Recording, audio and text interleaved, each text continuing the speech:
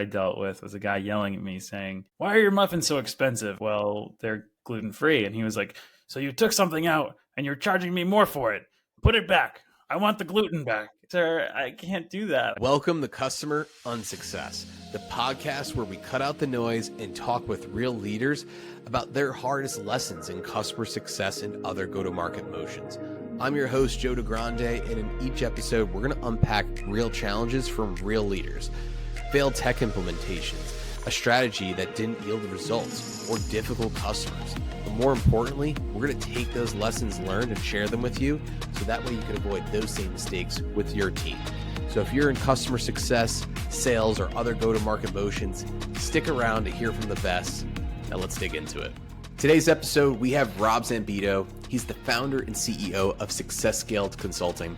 And in this episode, we dig into how he de-escalated high-stakes real estate clients at Qualia and the simple feel-felt found approach and why also throwing discounts at renewals can really backfire. We also geek out on some customer psychology. And yes, we also dig into the Planet Fitness 100 Gyms story. So really enjoyed this conversation. I hope you do too. Now let's dive in. No, not that I can think of. Cool. Awesome. Should we kick this off? Let's do it. Awesome. Well, thanks, Rob, for coming on the Customer Unsuccess podcast. It's good to be here. It's great to be here. That's awesome. Good stuff. Well, Rob Zambito, if you're not familiar with Rob, good buddy of mine. He's actually the founder and CEO of Success Scaled Consulting. And he's actually been on this journey for quite some time now. I think around 6-7 years, somewhere in that ballpark. But at any rate, you have, I would say, probably close to over a decade of experience in customer success. Yeah, depending on where you draw the start line, of course, we all sort of have. I've heard this from a million people saying like, "Oh, I was in customer success since before we called it customer success." But I think you could argue I was in customer success since we called it being a waiter at a diner in New York when I was a teenager growing up. Where the principles of making customers successful are kind of the same, even though we're not that good at making customers successful at that diner. But regardless, formerly been in some version of a customer success, or what I called a decade ago, I called it partner success role. And I've been part of building and scaling customer success teams across 3 different startups. It was my responsibility to start the customer success team from scratch. And then carry through to series B, C, D, whatever, all the way up to unicorn status. And I started consulting on the side 5 years ago. And then I went full time 3 years ago. And I started building a team around me about 1.5 years ago. So Success Scaled Consulting, say that 3 times fast. We do a combination of customer success consulting and fractional leadership. We do customer success, RevOps as well. It's where, I know people like you, really talented tech touch specialists.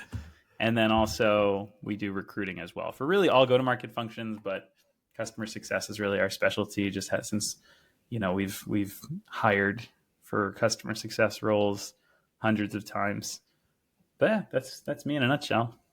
Awesome. No, it's funny. It's actually funny you brought up, you being a waiter at a diner in New York City. I think that's what you mentioned because there are a lot of similarities. I kind of compare it for me when I was doing sales, even at Nordstrom's at the time, and they had a big ethos around hey, it's customer service, or as far as how you sell into the customer. Or I also actually was on a podcast or webinar for Success Hacker. I was talking about how I was selling kid shoes, and it's hey, there was a lot of repeat business the same time. But again, I don't know how successful I made those children when selling them kid shoes, but anyway, we're here today. So there's a lot of synergy still. Sure, yeah.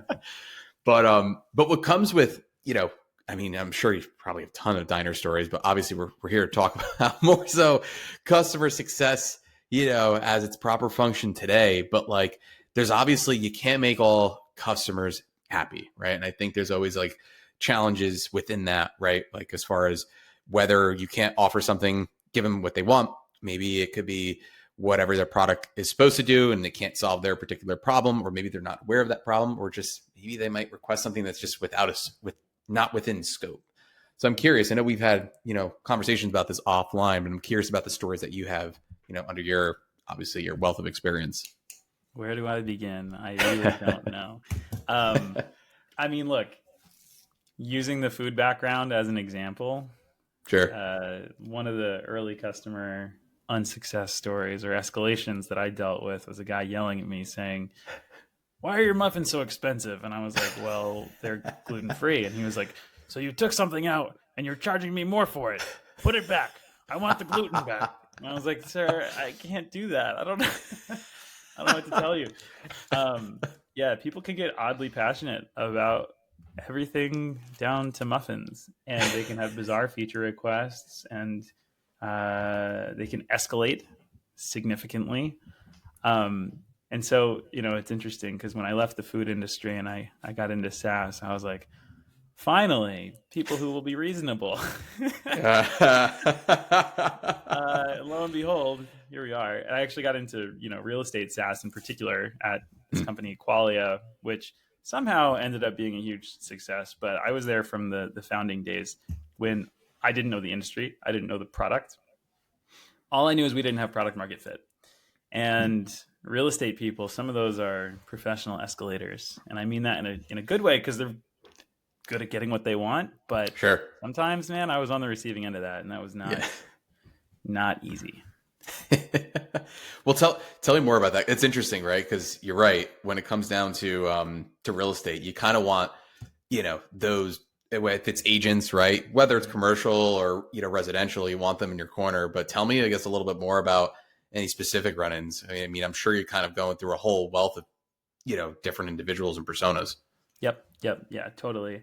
Yeah. And so it's interesting, especially when you look at what we were doing in real estate. So we made software for the title insurance and escrow process, which is like the really nitty gritty back end documentation and accounting processes that support the whole real estate industry. Sure. Now, what happens is you're really at the end of the food chain there. There's, when an escalation, you can think of an escalation amplifying from the buyer and seller has a demand for their, let's say, their lender or their realtor. And then that individual or party has an escalation for the attorneys. And then the attorneys have an escalation for basically like, title companies are kind of in the back end, tail end of this food chain, which means they receive all the hardest escalations. But, who's even behind them is me as the software vendor. Sure. When you think about it, like real estate in particular is extremely precious for people. For a lot of people, it's the biggest purchase they'll ever make in their lives.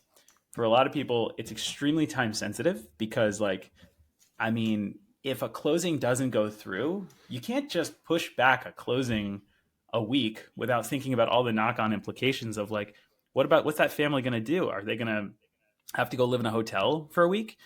If they go live in a hotel for a week, what happens to their stuff, right?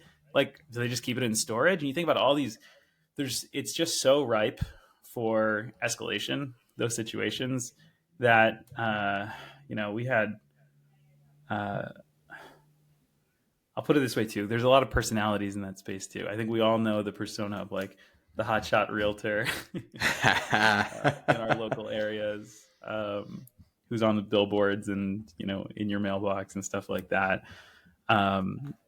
Also a lot of attorneys. So there's a lot of legalese. And, if there's one thing attorneys are trained in, it's negotiation. Sure. So for me, I basically realized, and I'll speak more to this, that two things. One is that the odds of escalation actually go up significantly when your product or service is more important. I had a job once. It was one of my run-ins with a SaaS company where I was like, this is so great. It was like my first month, there were no escalations. And then by month 2, I was like, wait, people aren't escalating because they're not engaged and because this doesn't matter. Right. So I realized there's actually, even though escalations used to be this thing that dragged me down and kept me up at night, and I would wake up at 3 a.m. like concerned that I was going to deal with a customer who was using all kinds of new vocabulary with me. I'll put it that way. I ended up realizing that there's a certain peace and opportunity that can be found in that escalation. especially if I learned to not take it personally, which was an art in and of itself. There's a lot of methodologies that I built around escalation that I can share with you, but I think you see where I'm going with this. For sure. No, I could definitely tell you, this is just based on my experience with, again, within Tech Touch, Digital CS, and dealing with like such a large book of business, you kind of get a whole, mosh posh of different types of customers. And I could say I've been my fair share of receiving ends of difficult customers. But it does take some time, and you develop a callus. There is a lot of opportunity in that, as well, right? Like trying to figure out, like, is there something going on? Is there a consistent trend with these different customers? Are there opportunities within a particular like persona, right? Like at Qualia, right? You had your hotshot realtor or your attorney. Those are two different personas, right? But you might at some point, I mean, not to speak on your behalf, but at some point you probably would have had to think of different ways to kind of handle those, whether it's the way you negotiate or different, life cycle motions, would you say? Yeah, definitely. Well, I think what I learned is there's an interesting principle that I myself had to learn. And then at that point in my career, I was overseeing a 30-person support team. And so I had to figure out how do I give my whole team a common framework and a common sensibility around how to handle these situations. And trust me, like I had people on the verge of quitting often. We were understaffed, rough. We were slammed. And it wasn't just that support team, it was my CSM team too, because, we were making the classic CS mistake of introducing ourselves as a point of escalation. Yeah. And then we also actually even would tell customers like, oh, we're your partner. We're your strategic advisor. And customers would be like, I don't need a strategic advisor. I don't need a partner. I have a partner. I need a vendor, and I need you to get this done. I was like, okay, if you say so. So basically, we were forced into reactive mode, especially with a product that had to be so specific, so precise, down to every little last dollar and cent that could get audited or could matter to buyers and sellers. And so, it was funny. At the time, I was working with a really talented sales team, and I learned a thing or two about how they handle objections. So I would shadow, their live sessions where they'd practice objections and rebuttals, which not enough customer success teams do, by the way. And the one really simple method that a lot of people learn is like sales 101, but never hear in customer success is this simple feel, felt, found method. Have you heard of this before? I have not. Tell me more. Yeah. Customer success people rarely have heard of it. But it's a simple method to handle an objection where 3 steps. You express you feel where the customer is coming from. You've dealt with people who have felt this way before. That's the felt part. And then you share what you found. Or better yet, you ask to share what you found. Because I've realized that customers who are often escalated and, customers who are escalated, they often don't want to feel over-explained to. So having a permission-based transition before you express your point of view is really important, because some customers will tell you no, like, I don't want to hear what you found. I want to keep venting. And you're like, okay, cool. We're going to hold off on step 3 then. Yeah. So, if like, say there's a deadline missed or something like that, I'm just going to make this up off the top of my head. So if a customer is escalating off of a deadline that was missed, thanks to your product team, not that a product team would ever do that to anyone in customer success, at least not intentionally. Right. I love my product people. But, and if a customer is escalating, there's a simple way to be like, okay, I totally feel where you're coming from. Like, we really value timeliness, believe it or not. And, if we fell short of that goal, I want to apologize. The felt part is like, look, we've seen this before. Maybe like, we've seen many companies before who have had the same need, same goal. Do you mind if I share what I've found works for them? So that's the feel, felt, found in some version that I'm just riffing off the top of my head. So, give me a C+ if you will. But regardless, like, in fact, I do that on purpose in most of my trainings. I'm like, I'm going to do a bad job on purpose because I just want to get the muscle memory down. And a lot of Yeah. times it doesn't actually show up as a simple, explicit feel, felt, found. It's a much more savvy, smooth, relational conversation that doesn't involve as explicit use of those terms. But Right. you get my point that like meeting the customer where they're at is step one. The feel part is the hardest part. And it was certainly the hardest part for me because, you know, I mean, I'll put it this way. I spent my high school summers in debate camp. That was a real thing. Hey, that will prepare you. That's for sure. Yeah. But I will say it probably over prepared me because I figured, you know, what's the harm in arguing with the customer? Yeah. That was dumb. But Yeah. so I overcorrected in many different ways, but Sure. you get the point. No, it's interesting. I haven't heard of that, and I'm assuming this is the 3-step methodology you mentioned earlier that you kind of instill in the team. Yeah. And I think it's great because it's actually similar to I've done kind of the training course with the Sandler selling methodology, right, where it's obviously very much a focus on pain selling, but a lot of those elements and those key pieces kind of ring true to here, right? It's just making sure that the customer feels heard and really understand the root of the pain. And then, of course, also, I think the similarity there is like asking the permission to give back, like, hey, the recommendation, or, you know, so, and it can be pretty impactful. It's a great point that you bring up. One of the differences, so I think the end states are often similar, but one of the differences is that obviously in a sales process, and I see this in my sales process, you've probably seen it in your past as well. Sure. You're often leaning into things that amplify pain. Meanwhile, in customer success, you're leaning into things that diminish pain. Like, right. Not so bad. Yeah. So I've been working on I actually have like a template library of things that I've deployed in situations like these that I'm happy to share with anyone who's listening to this. One of which is a concessions playbook. It's like, how do you carefully deploy concessions that give the customer what they need without giving away the farm, and while also actually resolving their need? Because sometimes things like discounts, we're all too readily like, oh, let's just throw a discount on it. And it's kind of like that. What's that product, that famous meme, the sticker on the water tank? You know the flex tape. Flex tape. Like the flex tape, like, yes. We're going to slap a discount on it. You know, but that's, I try to lean into concessions that are value add, not value diminishing. Tell me more about that, because it's interesting, right? Like, I think a lot of CS folks still to this day are focusing on, right, if they're responsible for like that renewal and retention piece of it, like they're having those conversations, they're going to lean more on discounts. But obviously it goes back to CS having the focus on, you know, driving value. So I guess tell me more. Can you have any more examples like on concessions or where that could be pretty impactful for retention? Yeah, so there's a lot of different concessions come in many ways, shapes, and forms. And I think they range from value add would be things like, we can offer you a complimentary re-onboarding. We can offer you a complimentary on-site. We'll take your team out to dinner. We'll throw you a pizza party, something like that. In fact, one of the CEOs I'm working with right now, he's like, I'm just going to like carte blanche, give my team the ability to throw a customer a pizza party.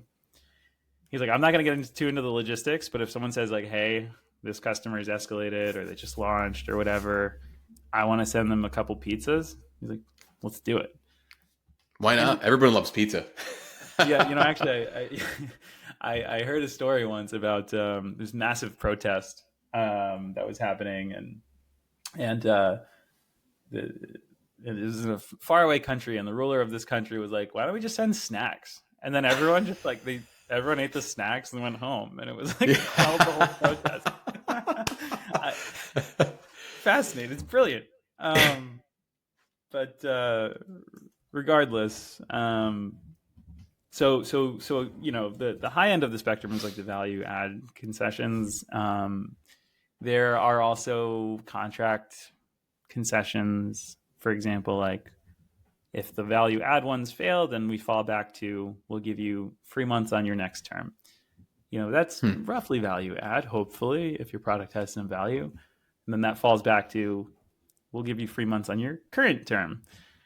hopefully that's also value add, or at least buys you time. But you can see how we're getting like less value add here.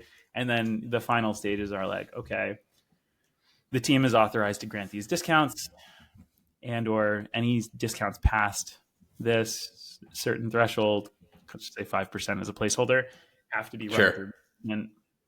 Um, and I usually like to set up situations where a CSM has the opportunity, they have a certain degree of discretion that they can play with on their own, but they also have internal approval processes that they have to, to run up the chain internally. Yeah, no, it's super interesting, and it's definitely I like your approach too, right? Like of having like kind of the different stages and seeing where it makes sense, but also like having stuff pre-approved. I mean, this is something like I've done with digital CS and tech touch teams, because again, if you're dealing with volume, right, like you kind of need things, kind of give them the levers. I like to say of what to pull in different scenarios, and then kind of give them kind of like you're in a bowling alley, right? Like when they pull the bumpers up, you just you're giving them a little bit of that guidance. You would probably love the fact that like I have a note in my phone. I'm gonna pull it up right now, and Nice. I've been doing this since 2016. I started tracking what I now call digital customer success in the wild. You can call it tech touch, you can Sure. call it whatever you want, but so I have in here things like I bought a light bulb from Home Depot and then I refunded it or returned it. And then they were like, can you tell us more about why you're like, that's actually a kind of a savvy motion. Sure. Right. But I think the best ones or the most interesting ones are cancellation flows. So Mm, like, for example, with one of my clients, we put in place a cancellation flow where we took this whole process, this cancellation process, and we said to ourselves, well, I think there's a tech touch way to do this. And we used a tool to basically have the customer get offered certain things to stay. And a lot of us, if we've tried to cancel something like, a little company out there called Amazon, yeah. have you ever like tried to cancel your Amazon Prime subscription? Oh yeah. I mean, I swear that they should just have that cancel button like as a moving target on the screen, Yeah. because it's so hard to It is. cancel. They'll offer you the moon, they'll like offer you discounts, they'll make you jump through hoops, they'll ask you how many times you're sure. And I'm like, I'm thinking harder about this than I thought about proposing to my wife. Like, Yeah. this is crazy. So there are I, tech touch ways to make this stuff work. 100%. No, I think when I worked in the past, like past life, at a publication, we had a lot of similar motions, right? You went down different paths during cancellation flow and got served up different offers. I will say the Amazon one's funny because every time I've called to complain, I'm like, this is no longer 2 days. Like I'm still back in the days of like when I Yeah. was a Prime member 15 years ago or whatever Yeah. it was, and you had the 2-day shipping guaranteed. So I called one time and they're like, yeah, I want to cancel. And they're like, oh, we could just lower your price to like $50. I'm like, damn, they got me. I'm like, okay, Yeah. fine, I'll do it. But the one that always had the best, I was always like fascinated, and they're still around today, is XM Radio. Have you ever gone through the cancellation flow of XM Radio? I have not. It's the Tell me. same. It's the same. It's not digital, and they might have a digital flow at this point. But again, like if you get a new car, most of the time these cars have like either a year or 3 month subscription guaranteed into the vehicle because it has the tech. But every time they slap you with, all right, it's $25 a month or whatever it is, which is insane for just a satellite radio, in my opinion. So you call, you cancel, it's the same dance every time. You're like, nah, it's too expensive.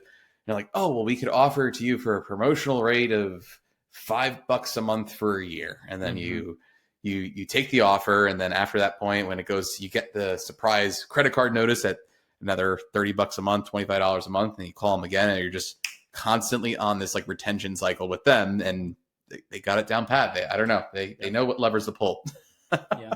I don't know if I told you. So it's interesting. My academic background is actually in consumer psychology.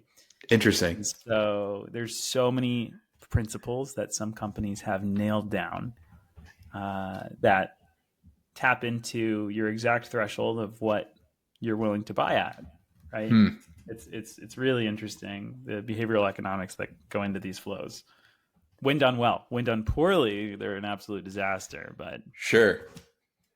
it's like our site just mysteriously crashed when you were trying to cancel. Turns out the cancel button doesn't actually work. And then you have to call a rep, and then it's interesting. Yeah, that's interesting. I guess like what are some interesting things when it comes to customer psychology that you learned when it comes down? Not to put you on the spot, but I'm No. curious. I got Yeah, this because at the ready all the time, to be honest with you.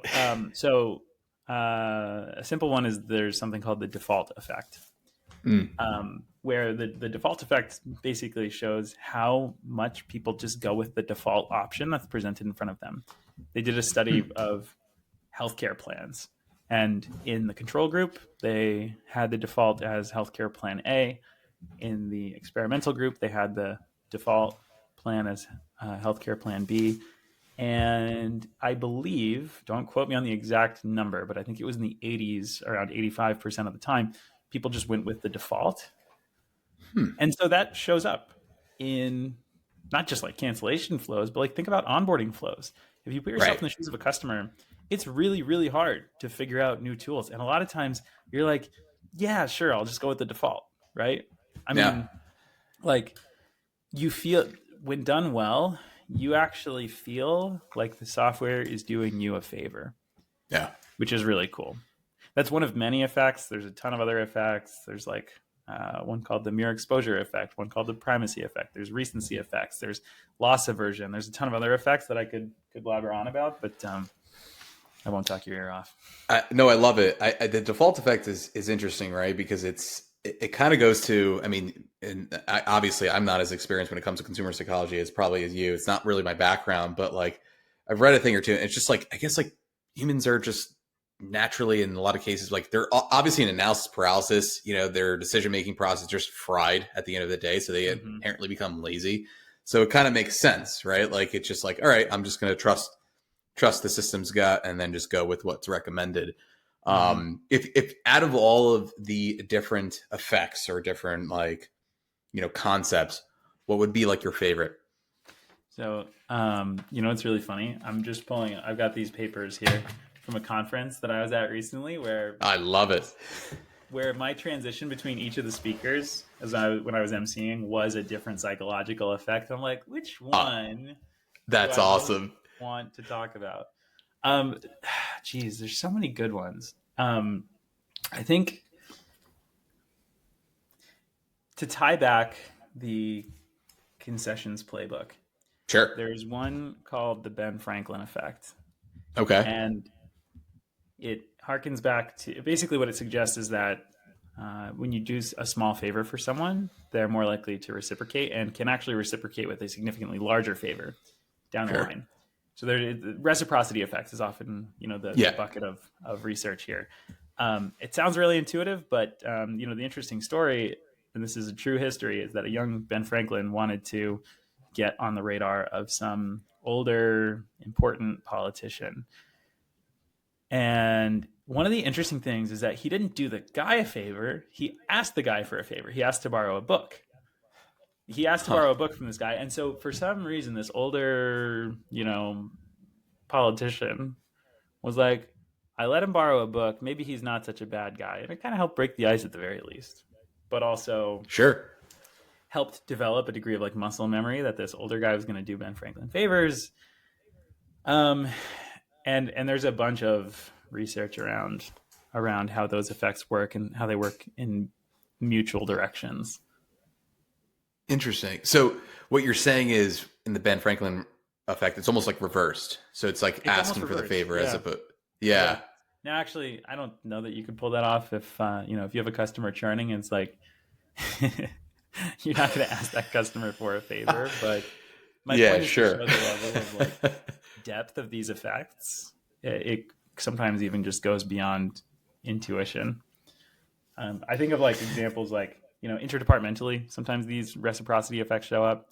I remember I did something pretty counterintuitive once where I remember I had this product team, engineering team that was in a different office. We had just gone remote and I couldn't get updates on these needed features. Um, Mm, and what I decided to do, so they were all in an office together, co-located, and was like, what if I do something counterintuitive? And even though I'm pretty angry with them, I'm going to go buy them a bunch of breakfast tacos. No sure. reason. other than to say thank you for all you do. You got a hard job, I do too. And I bought breakfast tacos for the whole office over there, and it really significantly elevated our relationship, especially in difficult times. Yeah, it's interesting. Definitely, it's really interesting when it comes to interpersonal relationships as well, because especially now with where customer success is going, because again, obviously, not to, for lack of a better phrase, beat a dead horse, right? Like obviously, like it's kind of in like this limbo phase, right, where it's becoming more of a revenue function, and a lot of people are starting to realize like they're going to need to kind of change up their process, but you're going to have to work more collaboratively with different, especially obviously like with digital CS, it's a whole different ballgame, right? You're working with marketing, working with product, you're whole different, in terms of getting things automated, but at the same time, same thing with traditional CS, right? Working with sales leaders, marketing leaders, just the same, as well as product, right?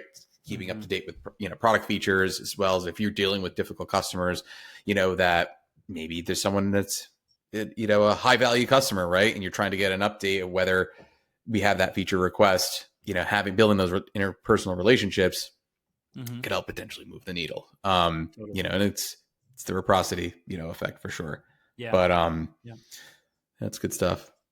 Cool. Yeah. I mean, I guess like, yeah, no, it's definitely interesting. The psychology piece, I feel like we don't talk enough about, but like, I guess like if there was a second one, I'll leave it to you for that. Like the last one I'll ask, what's your second effect? We talked about the default effect, talked about the Ben Franklin effect. What would be like the third one that comes to mind? I think one worth considering.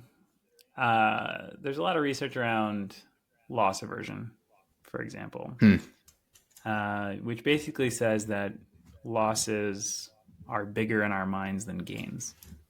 So if I told you that you were going to lose $100, you take that way more seriously than if I told you you were going to gain $100. And objectively, they should be the same. If we were, what psychologists and behavioral economists call homo economicus, like the perfect economic buyer, none of us are. And so when that comes into effect, like if I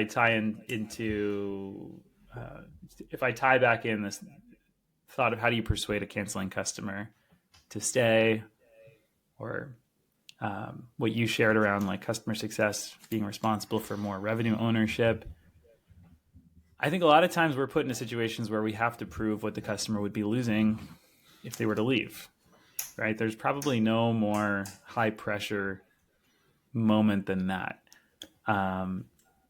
So a lot of teams deploy things like ROI calculators. I think those are pretty cool when they work. And even when they don't work, they're still effective to at least like get some numbers out there of like, what's your tool or offering? What is it really worth? And what that does is it helps the customer see what they would be losing if they leave, as opposed to what they'd be gaining if they left. So there's other stuff that comes into that psychological moment that customers have, but I think that's a really important one that I'd recommend people look into. Yeah, that's actually it's funny. I'm thinking in my own mind. I'm like, damn. I'm like, they it's a number of subscriptions. They got me. They got me every time. They're like, oh, here's what you're missing out on. I mean, look, simple way to think of it is just kind of a FOMO effect, right? It's it exactly. And it's not exactly, but there are definitely FOMO effects as well. Speaking of which, like there's a lot of social norm effects as well. Like people, I think everyone's heard the phrase "keeping up with the Joneses." People are way more likely to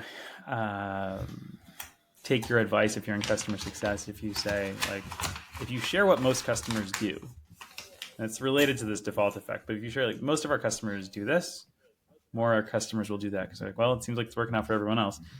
Obviously, it's really, really important to be authentic and ethical when using some of these strategies. They shouldn't be like manipulative. They shouldn't change the truth of the situation. Of course. This is customer success after all. So, and at least in my line of work, we're not here to make customers fail. But they're nice ways to like sort of shed light to the customer on what the full landscape looks like. 100%. Yeah, I think the like this concept of like, I mean, fear of missing out, right? Like, and I think there's a lot of different strategies. Like, actually, I've done this in the past. And this is early in the career, and I couldn't at the time. It was just like, hey, you were just kind of throwing stuff at the wall and seeing kind of what stuck. But I remember when I was at an research organization, Quality Marketer, and I would go across looking at usage data. Right, it was a SaaS platform which they could access the content, but I would say like, well, we have all this wealth of knowledge of different industries that are engaging with different types of content. Why don't we just share that? We're like, hey, here's what people in this industry, or better yet, we kind of did an A/B test, say like, hey, here's what your competitors are looking at, and it got the, oh, well, I got to stay up to date of, ahead of my game here. So like that content exploded across those different verticals. But it's interesting, right? The different ways in which you can use psychology to making sure that they're getting the value, and also making sure that they see it, right? I think that's an important one. You brought up ROI calculators. I guess like tell me more about that, because it's interesting, because there's a lot of companies that fall in the trap too about like just like regular usage metrics. Like, hey, here's what you got, right? Like, I mean, I'm talking more from a QBR perspective. When we're talking about ROI, it's how it's impacting their business. I guess like tell me more, maybe even an example of where you've seen it done well, maybe even on a consumer level, right? Talked about like different ways in which you've seen it, customer digital CS in the wild. I'm curious if you got any of those. So yeah, super good question, because usage is not adoption. Adoption is not ROI. ROI is not value necessarily. Right. It often is, but not necessarily. So like the example that there's someone I look up to a ton. Her name is Diane Gordon. She's a friend here in Boston, and I've learned so much from her about customer success, and she's been in the space for like 30 years. So one thing she said is like, you think of a gym membership. I'm going to modify her analogy a little bit here, but it's like usage at the gym. It's like, okay, someone's used these different machines. Okay, right? How is that inherently valuable? Take that a step further. Like ROI, what is the ROI? Well, it kind of depends, right, on what you're spending and how much you value the outcomes that you're getting. And then value is its own question too. Like, well, did a consumer join the gym because they wanted to lose weight, because they wanted to build muscle? Maybe they just wanted to socialize with their friends, right? Maybe they wanted a spa. Maybe they did it for mental health reasons. And so the value outcomes, that's really what's at like the center of the equation. And it's often very hard for us to find. But yeah, a lot of us get stuck in the usage trap where they're like, how could they possibly churn? They were using the product. It's like, okay. That's not, that usage is, it's a nice indicator, but I would recommend everyone just, do a degree of statistics to see how often usage actually does predict retention. Yeah. I guess it's interesting. It's definitely based on outcome. I love the gym example because there's so many different reasons as to why you be going to the gym and or cancel, right? Like I think kind of also goes to, it's actually a great example too, because if you look at like a gym like Planet Fitness, right? It's so cheap enough that it's almost too cheap to cancel, right? And it's like, oh, I'll just let it renew anyway. It's almost like actually on the complete opposite side of the spectrum, where some SaaS platforms are too sticky to the point where it's too costly to get rid of. So it's like there's different ways. That's really interesting. Outcomes. Yeah. Did you use the Planet Fitness analogy on purpose? I don't know if you know my history. I just. You don't know my right. history? Yes, I forgot about that. That was completely unintentional, but but yeah. Did I tell any new listeners in case they haven't been following the? Yeah, 100. Let's hear it. 100%. So basically, like I said, I used to work in the food industry, not just the diner thing, but also started a food business, co-ran a restaurant at one point in my career, taste tested food for a living. That was crazy. gained like That's awesome, 70 though. pounds. And Oh. then I switched jobs, and the only way to yeah, I mean, seriously, just like picture, just think of your weight and then add 70 pounds, and you're like, ooh, yeah, that's a lot. Yeah. But But you're eating good food, probably. Sounds it like. was the best because like basically Yeah. like this was my first, quote unquote partner success role where Sure. restaurants were trying to they had to demo their food to sell on our platform. It was like my job. I was basically doing like a field sales type success role where I would go out to Yeah. restaurants and they would also have to demo their food. That was part of the process. Part of the process was Yeah. me taste testing all their food to make sure it was qualified to sell on our platform. What credentials did I have? Not many, but you know what? Fine. Um, so after all of these experiences, gained a ton of weight over a couple years and decided that this was like not good for my health. And speaking of behavioral economics, one of the things that I've been reading about is how you can enact significant behavior change with a change of incentive structures. And so I bet money with my friend, my roommate at the time, that I would work out 5 times a week. That was starting 10 years ago. I've maintained that now since. I That's thought I would be awesome. more jacked by this point, but hey, biology, I don't know, works in mysterious ways. But regardless, I started going to Planet Fitness when I was traveling for work, and I ended up going to 100 different Planet Fitness locations, culminating in the farthest away location that exists in the world this past May, which is a suburb of Melbourne, Australia, Ballarat, Nice. Australia.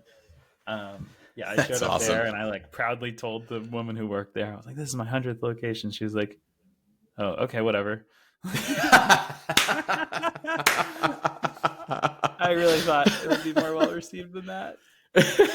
Yeah, it was quite the journey. And it's funny because it was kind of a journey of customer success where it was like, I mean, I got the value I was looking for, which in that case was multiple. It was, Yeah. combination of weight loss, muscle gain, mental health benefits, and a bunch of other things. 100%. Yeah, Planet Fitness still won't respond to my DMs, so if they're listening to this, they're definitely not. This was Well, featured on Boston 25 News, which was kind of crazy too. that's right. But Yes. still, they haven't responded. Little old Rob. Hey, listen, we'll try to we'll tag them in the description. We'll see if we can call them out. That's awesome, though. No, it's an awesome journey for sure, and it's also interesting on the psychology piece, right? Like as far as Yeah. how you're able to achieve it, and kind of essentially make the bet yourself. Mm-hmm. It's awesome, good stuff. Well, listen, I know we're coming up on time. Really enjoyed our conversation, but before we kind of go, I always ask my guests, like, hey, where do you go to learn, right? Like, obviously you're coming from a background of consumer psychology. I would imagine maybe schooling, but maybe not. Maybe it's, Yeah. alternative schooling or a background there, or if there's books or anything else you would kind of guide listeners to check out. Yeah. School of Hard Knocks. Yeah. No, I actually do think there's significant value in journaling. And I know it sounds cheesy. Not enough of us do it, but I feel like just having a certain muscle memory, if you want to set a bet around it, I'm happy to take anyone up on that bet. But having a certain like muscle memory and habit around like learning from your experiences, it just makes things like honestly so much better. Some reading recommendations that can complement that come to mind. The ones that came up as we were talking were Thinking Fast and Slow. I think a lot of people know that. There's a lot of books around behavioral economics. Thinking Fast and Slow is like the sort of the implicit Bible of the space. There's a book called Why We Do What We Do by a great psychologist as well. There's a book called The Leader Lab that I really like. It was one of the more pivotal readings of my career because it just explains really simple ways to do things like give feedback, handle escalations, handle meetings, simple things like that. That's an easy one to pick up and pick up some good tips from. And then there's a couple others too, especially if you're like in that customer success cohort that's trying to figure out how to own revenue.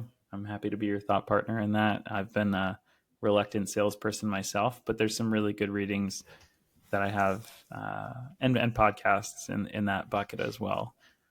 So a lot of sort of tentacles from this conversation, but I'd encourage anyone to just connect with me if you're looking for anything specific. For sure. No, I love this. These some good titles here. Thinking Fast and Slow. I haven't checked out the other two. I'm definitely going to check them out and add them, to the Amazon cart or the Kindle. But I guess on that note, right, like connecting with you, I guess like Rob, where can everybody connect with you, right? LinkedIn.